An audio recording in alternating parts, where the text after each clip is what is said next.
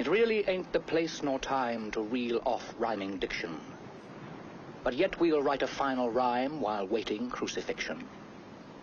For we bequeath a parting tip of sound advice for such men who come across in transport ships to polish off the Dutchmen. If you encounter any Boers, you really must not loot 'em. And if you wish to leave these shores, for pity's sake, don't shoot 'em. Oh my God! Exciting news! Read all about it! Read all about it! Boer War buffs, come hither! Sa, ten son! Relax, I'm not on anything, I'm just excited. Now, why am I excited? Well, I believe the universe has reached out to me. Put yourself out there and you just might be noticed. Turns out, there are other Boer War buffs out there. There are other historians that want this history to be kept alive, and they're excited by what I'm doing with my visiting the Boer War monuments and trying to document some of the men in the district that served in South Africa between 1899 and 1902. It turns out our little community of Boer War buffs aren't that weird. For instance, there's another group of tramway enthusiasts in Melbourne that follow old tram routes. So the news I'm going to give you begins a week ago today, being Tuesday. A week ago, Noel came to visit me. The esteemed author Noel Davis, I got him to sign my book. He popped in to see us. And I asked him about how he compiled his book. There we go, I'm with author Noel Davis. This is his book, and he's going to generously sign it for me. On the cover, please, Noel. On the cover? Yeah, thanks. A magnificent piece of work. How long did it take you to compile, Noel? Well, I've been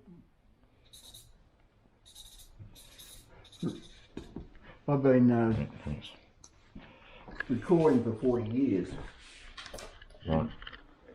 And the letters that they used to write, the First World War, the same, boys write home to mum, and 3/4 of the letter went in the paper. They took out, a bit of personal stuff and that sort of thing. So did you go to the papers to get these sources? Is that how you compiled them? I used to go to the library in Melbourne, and it's all on microfilm. Right. And I'd sit there for 8 hours, I wouldn't budge. Because I'd only get down there and I started off handwriting copying. Then when I got home I couldn't read the effing thing. And then, but now, then you could photocopy it, and then you can put it on your stick. And now I haven't been to the library for that long, because the papers are online. Trove. Be a lot easier, wouldn't it? But not all the papers are. The first. Now, while he was here, he mentioned the Kyneton RSL, and he said he thought they had some Boer War memorabilia, particular a Boer Mauser rifle. So on Wednesday, Brian and I went over and we did our shopping in Kyneton, then we popped into the RSL. We weren't there long when a nice, helpful young lady came and asked could she be of any assistance. I explained that I was running a YouTube channel, and we were interested in the Boer War, so she went and got their historian Ian. Now the rifle is no longer there. The RSL was broken into and there was some damage done to some of their memorabilia, so the rifle's no longer there. However, he did get my email address and he sent me some things to peruse. Some letters, some photos, some journal entries from men that served over there that came from Kyneton. Some of the stuff he sent me is kind of in here as well, but all very interesting. Then to my great surprise, on Saturday he rings and he says, "Oh, hi Cherry, it's Ian." I said, "Oh, hi Ian, how's it going?" "Good." He says, "Look, would you like to meet Brian Turley?" I said, "Who is Brian Turley?" Now, he is the great nephew of George Whitton. George Whitton. Does that name mean anything to you? Perhaps not. don't be ashamed. It wouldn't mean a lot to a lot of people.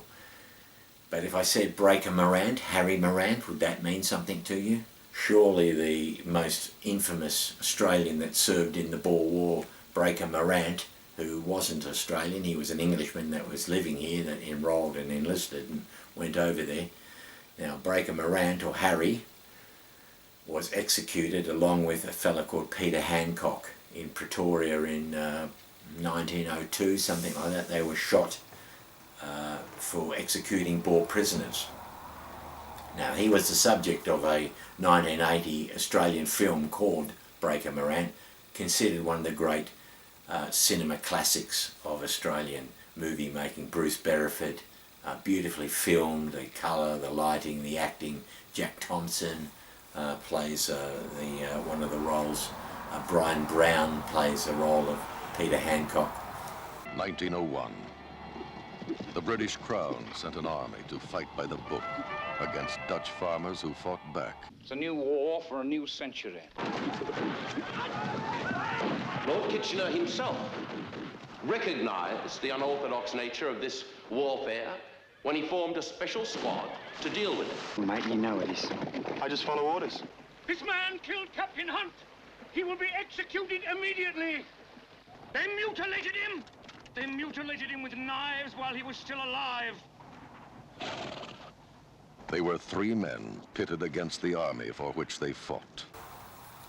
Now, the third of the Australians that were tried was a fella called George Whitten. George Whitten was born in Warrnambool, and he enlisted and went to South Africa, and he was sent off to join the Bushveld Carbineers, who, I don't know if I mentioned that, were a unit that fought the same way the Boers did. They rode horses, they lived off the land, and they fought as hard as the Boers did. So George Whitten was a very young man at that time, and they asked that his death sentence be spared or commuted. So Lord Kitchener himself commuted the death sentence to life imprisonment. Now, he only served 3 years in England before returning to Australia, and he wrote a book called The Scapegoats of the Empire.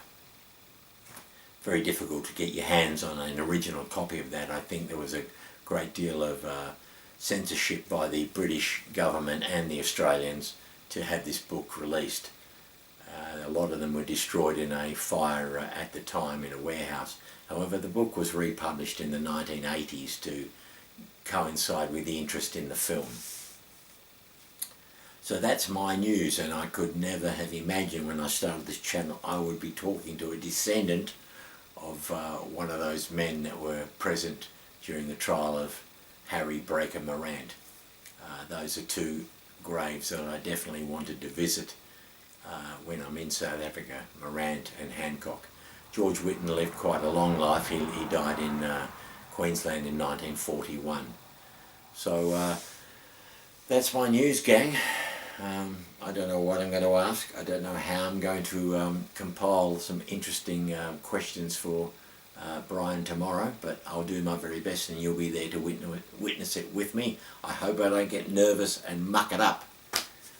That's a Carter thing. We can do that, but I will try and keep calm and get it done. Get the job done, sir. So, Boer War buffs, at ease!